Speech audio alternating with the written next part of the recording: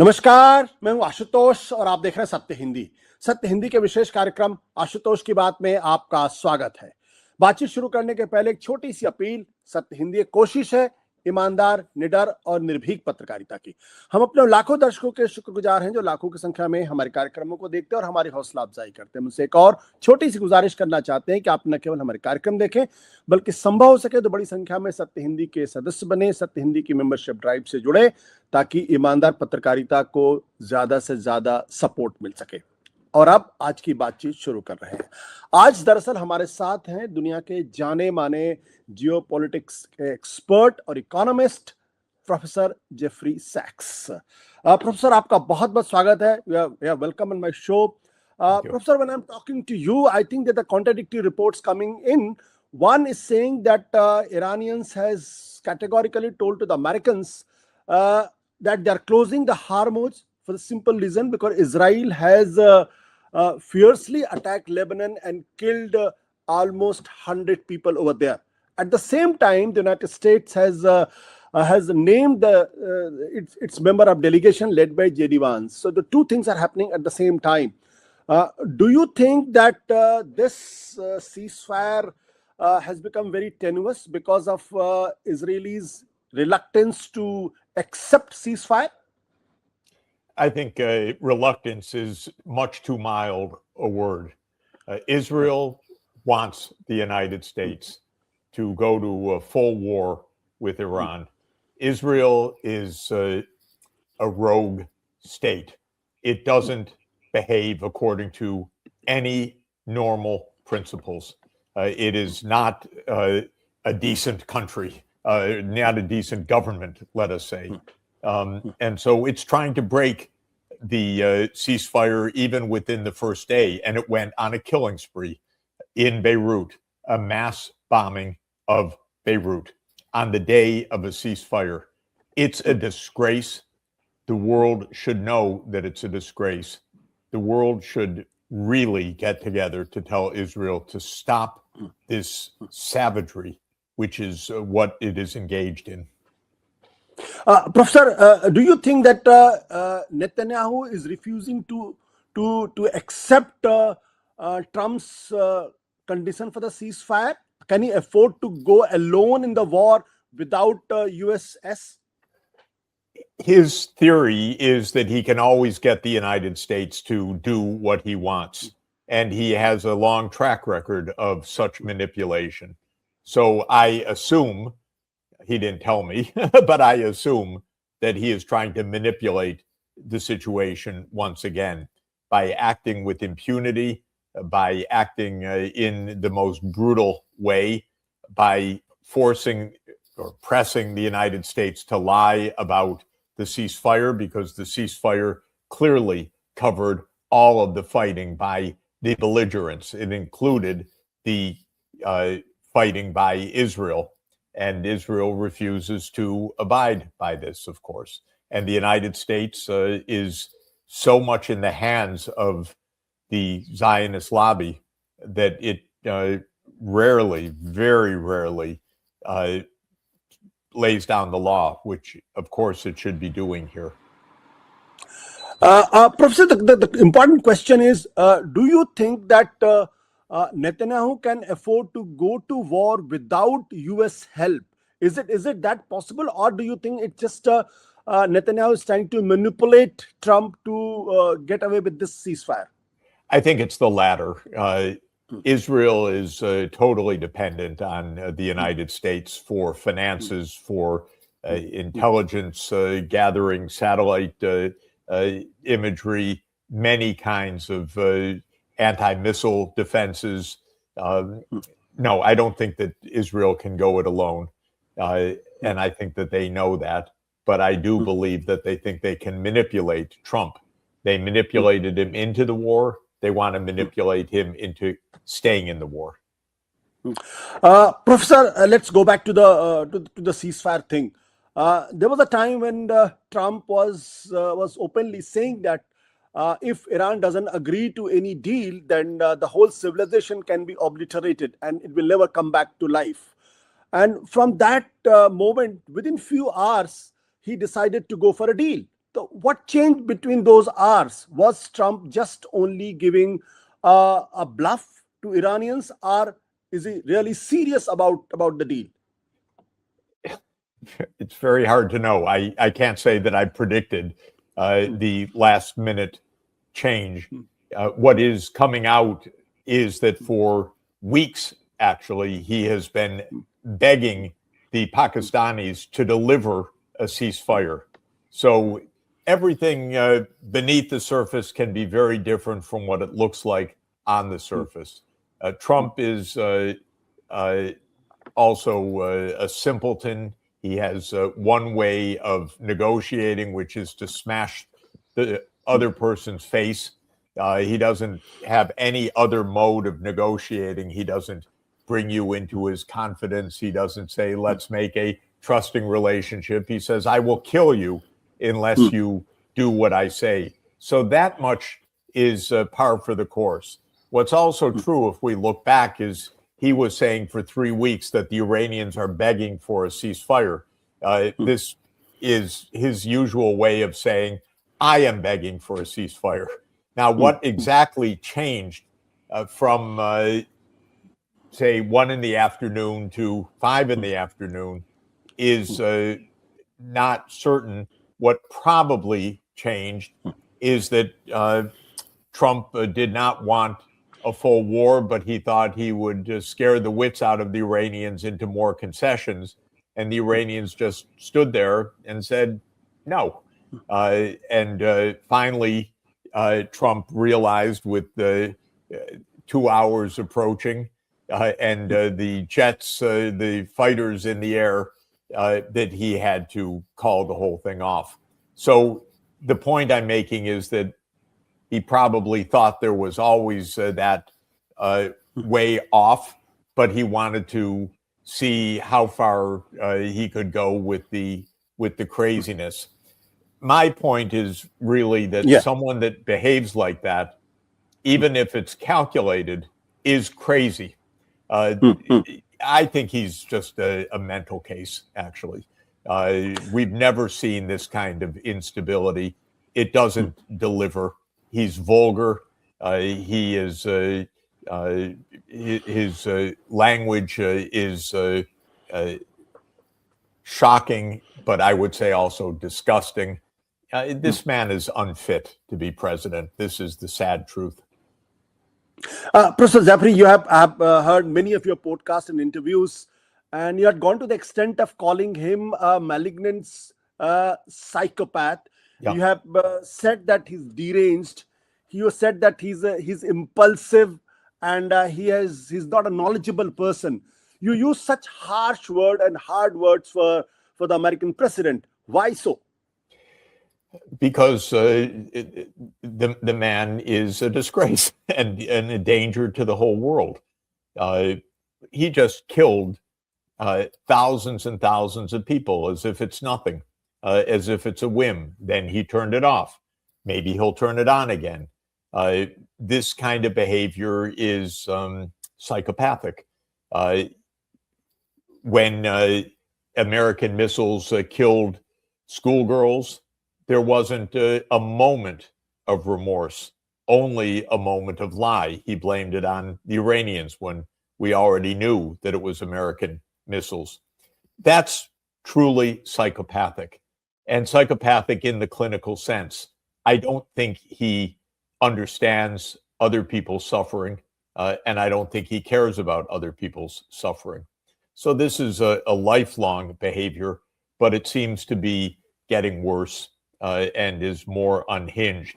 I am not a practicing psychologist, but I speak to practicing psychologists. So these are not simply casual views of a disaffected voter. These are views that are based on discussions with many psychiatrists and psychologists, and a lot of printed material as well that say that Trump exhibits the classical symptoms of malignant narcissism, which are the narcissism, the untrustworthiness, the paranoia, and the sadism.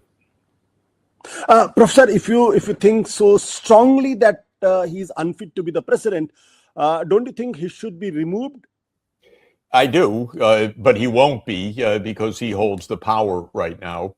But if the Democrats, as is likely to be the case, win a majority in the lower house in the November elections, they'll impeach him. That does not lead to removal because you need a supermajority in the Senate, which the Democrats won't have. But it will show that there is a strong feeling in the United States, represented by a very, very significant part of the public, that this man is not just bad, but deranged, actually. Professor Jeffrey, pardon me saying so, but what is the reason that the Americans were so fascinated with this man? He was a second-term president. Yes. It is a strange issue, this issue of charisma. He has a following. The following is probably about 30% of the public. That's a lot. That's enough to win the presidency. In fact, he got an estimated 31% of the eligible vote. Some of those people are not ardent backers. They just preferred him to the opponent.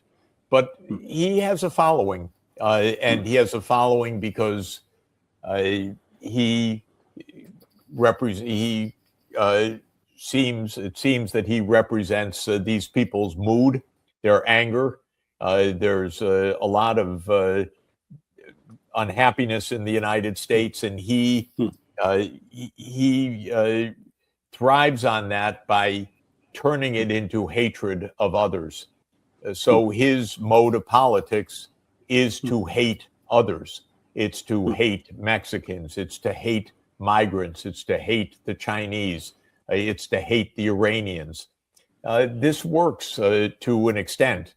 It's pretty well known that societies and even semi-functional democracies like ours can produce demagogues. And so this is what is at play right now. He does not have the backing of the American people. That we need to be clear. His approval rating today is probably, maybe 34 or 35%. His disapproval rating probably over 60%. So this is I'm living in a country very unhappy with this man, but still he has a strong base. Professor Jeffrey, I live in India, and India is also a democracy, the largest democracy in the world. But America is probably the oldest democracy in the world, and very evolved democracy in that sense.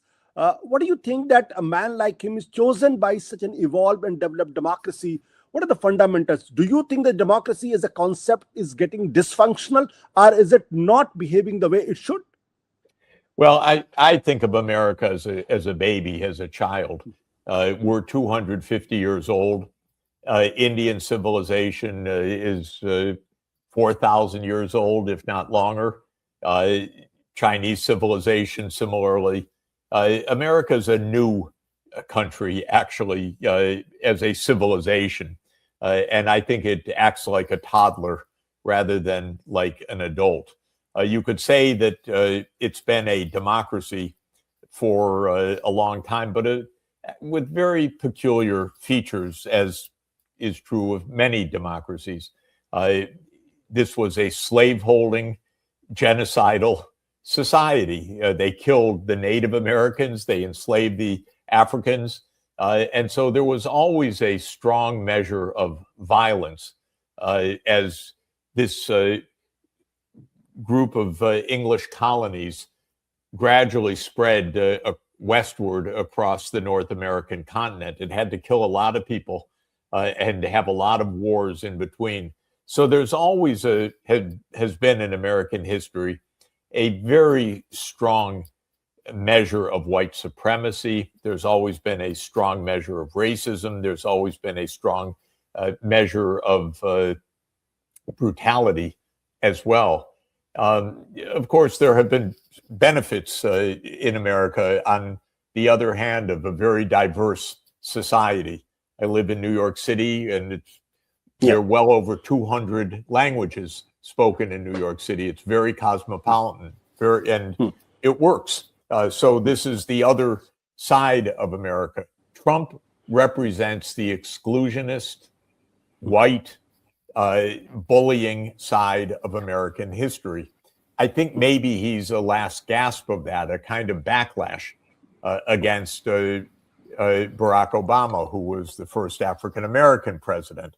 And I think that generated a kind of backlash against a lot of the public, not a huge amount, but a lot of the public that did not want to see such racial diversity in our society. There are many things going on. Basically, America is not a happy country. There's a lot of disgruntlement. Only 10 to 20% of the public thinks the country's going in the right direction. The vast majority do not. And Trump is channeling that unhappiness in his style, but in a very particular way by turning it into hate of others. And what he calls America First is really the claim that he makes that America's problems are because of others, whether it's China or whether it's Iran or whether it's Cuba or whether it's Venezuela or whether it's Mexican illegal immigrants or drug traffickers. Everything is somebody else's fault. And that appeals to a certain part of the American population. So Jeffrey, is it just a coincidence that Trump, on both the occasions when he won the presidency, he was faced against the two women candidates, first against the Hillary Clinton and second against the Kamala Harris. But when he was faced with a man candidate like Joe Biden, he lost the elections. Is it just a coincidence? It also reflects some sociological trends within the American society? Definitely, being America is going to be late to have a woman president. We're still waiting.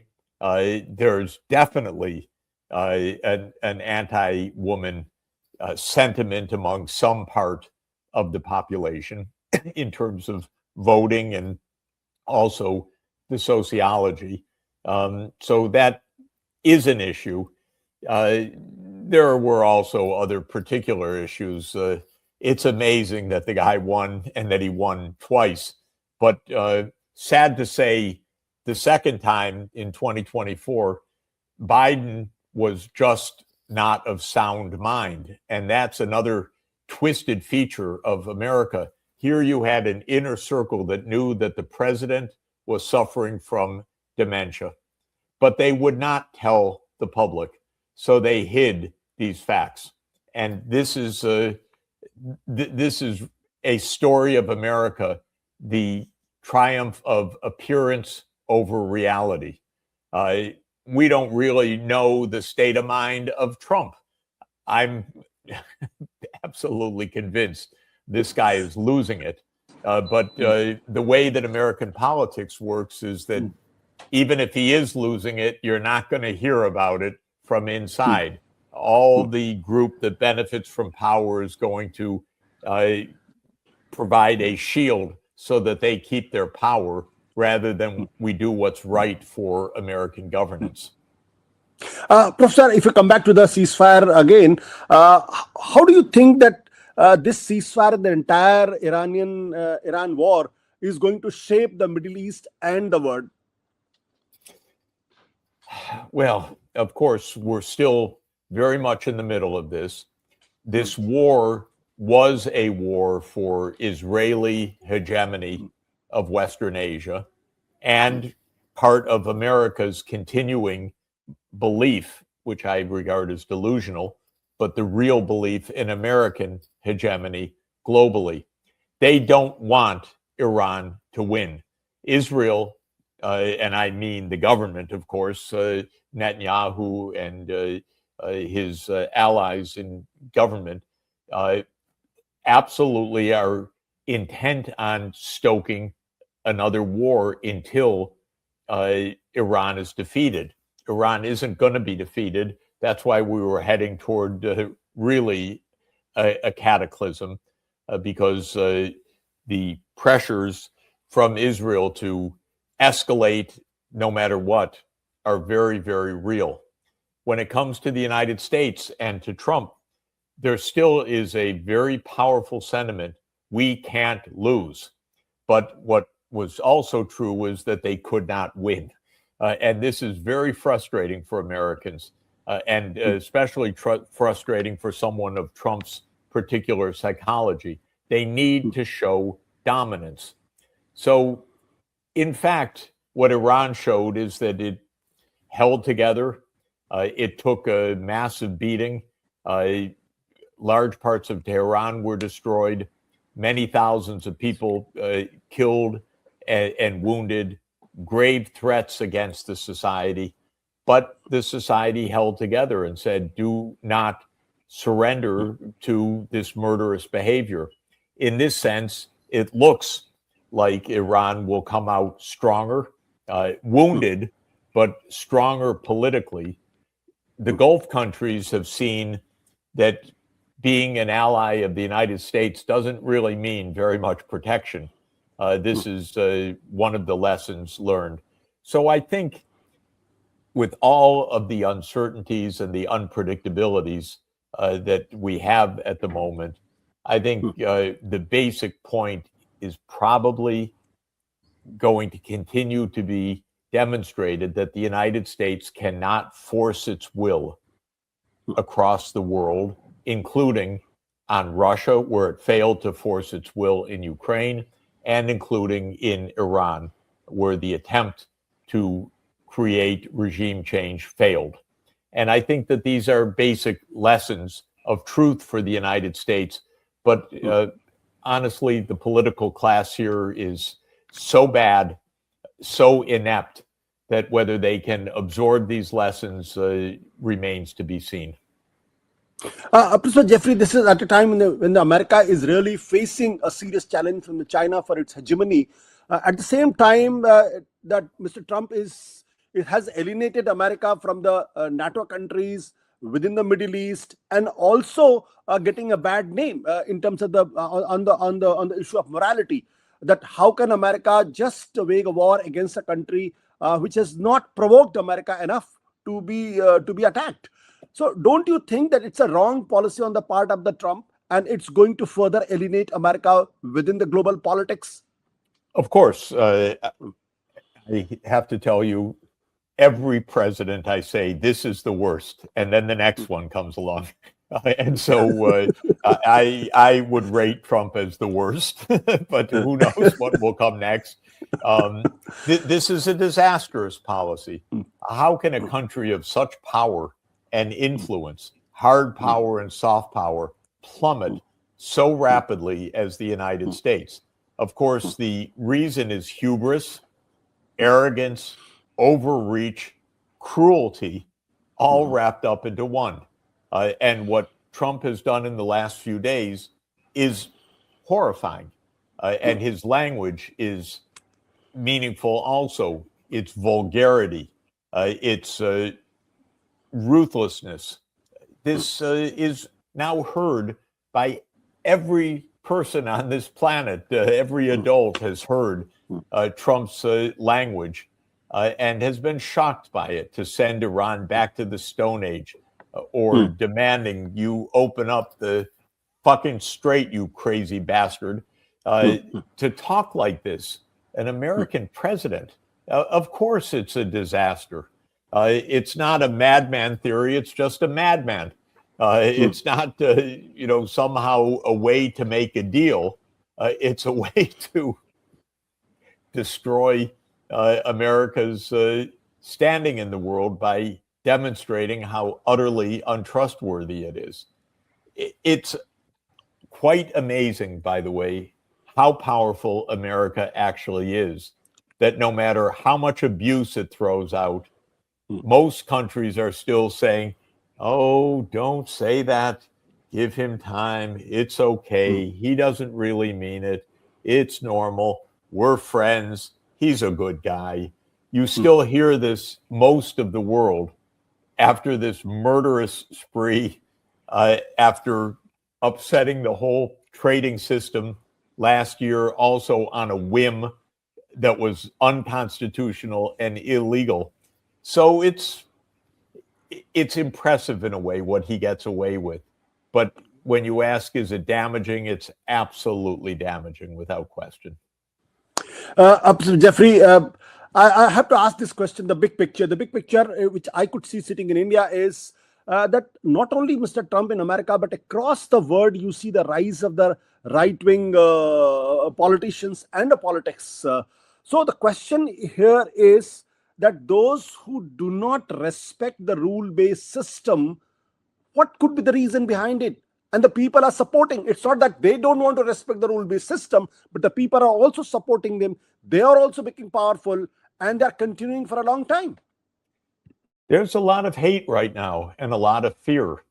And leaders who say, I will protect you against the evil other, are able to mobilize support. And what we need is leaders who say, we're all in this together. We have shared responsibilities that actually speak calmly and cogently about the common fate of humanity. That's what we really need right now. It's not impossible, but the spate of the haters is real. It's not completely coincidental. Trump and his political group manipulate politics elsewhere. You had, you have the vice president traveling to the politicians they like. You have Trump putting his thumb on the scales, let's say, during elections in Honduras and other places. Of course, direct regime change to put in place puppet governments that are aligned with the United States. You have Milei, who is a right-wing populist in Argentina. When he got into trouble, the U.S. government quickly lent him tens of billions of dollars. Boy, that's a very special treatment. So that's being in the political inside. And that's one of the reasons why so many politicians suck up to Trump, of course, which is that they think that they're going to get some special deal. Most of the time, they just come away smelling of the bad odor of America's bad policies. So they don't really get anything out of it. But they all hope that Trump will throw them some tidbits. Why democracy is producing such leaders across the world?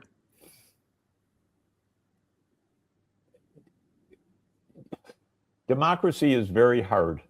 And ours is broken, for example, in the United States. It's not really a democracy in a functioning sense right now. It has two great liabilities. When it comes to foreign policy, it's a militarized state in the hands of a small group, the one that is waging this war in Iran. Nobody asked the public. Congress did not take any responsibility. So this was really a very small group, maybe 5 or 10 people took the decision to go to war against the prevailing views of the American people. That's one breakdown. That's the imperial breakdown. The other breakdown is corruption. In the United States, politics is money. Money to pay for campaigns. Money that is needed to hold on to power or to lobby for particular positions. So our election cycles are right now roughly $15 to $20 billion in a presidential election year will be spent in the next election. And that means that people like Elon Musk, who helped to finance Trump, end up with big Pentagon contracts and with a tremendous amount of power. Their systems become the systems of the U.S. government now. The U.S. government runs on the commercial cloud services of some of these giants that paid for Trump's election campaign. So we have the problems of imperial, 21st century style imperialism, which is mainly overthrow other countries' governments, and we have the corruption. And so the American system is not very democratic now. in this sense, I think India's democracy is much healthier.